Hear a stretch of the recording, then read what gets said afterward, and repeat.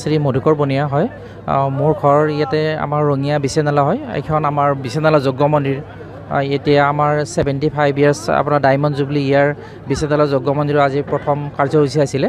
তাতে আমাৰ honourable MLA আমাৰ লোকেল MLA ভৱেশ কলিতা আৰু MP আমাৰ ভুৱনেশ্বৰ কলিতা আৰু আমাৰ লগে লগে সন্মানীয় চিভিল SDO ছাৰো প্ৰেজেণ্ট আছিলে।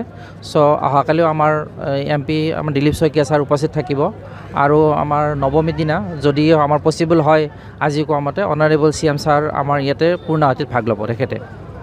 আজি আপোনাক ইয়াত লগ পালে ভাল লাগিল। আপুনি এজন চৰকাৰী কৰ্মচাৰী হৈ পেলাই সামাজিক কামত আপুনি জড়িত হৈ আছে।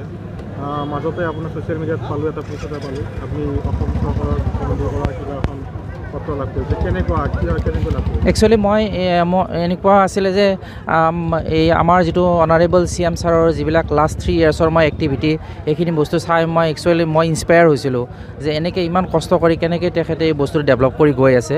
তাতে মই ইনস্পায়াৰ হৈ মই ভাবিছিলোঁ যে ইয়াতে ছাৰৰ লগত মই এই বস্তুটোত অকণমান ডিছকাছ কৰিব পাৰিম নেকি, কেনেকৈ আৰু কিবা ডেভেলপ কৰিব পৰা অৱস্থাত আছে নেকি এনেকুৱা।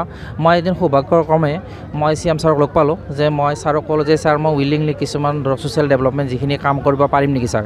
ক'লোঁ উইদাউট অনাৰিয়াম মই কোনো পইচা নোলোৱা কৰি মই ছাৰ কিবা স্কোপ আছে নেকি এনেকুৱা কৰিব পৰা। তেতিয়া মোক অনাৰেবল CM ছাৰে কৈছে ঠিক আছে তুমি কামটো কৰি কিন্তু মোক দেখুৱাবা কি বস্তু কৰিব বিচাৰিছা।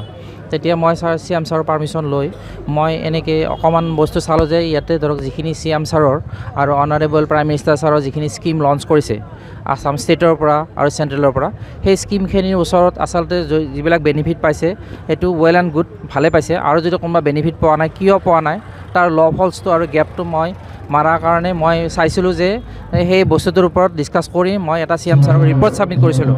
সেই ৰিপৰ্ট ছাবমিটটো কৰাৰ পিছত CM ছাৰে সেই গোটেই বস্তুখিনি চাই মোৰলৈকে এখন যোৱাকালি 13 ফেব্ৰুৱাৰীত মোৰলৈকে এখন ধন্যবাদসূচক লেটাৰ প্ৰেৰণ কৰিছিলে।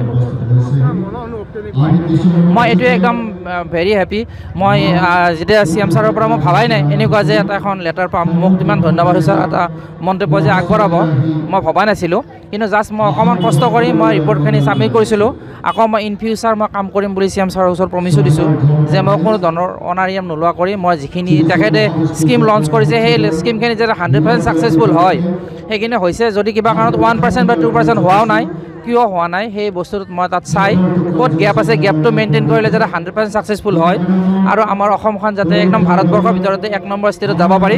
সেইকাৰণে মোৰ ফালৰ পৰা মোৰ সামৰ্থ্য অনুযায়ী যিমান মোৰ কৰিব লগা আছে সেইখিনি কৰিম বুলি কৈ মই ছাৰক প্ৰতিশ্ৰুতি দিছিলোঁ।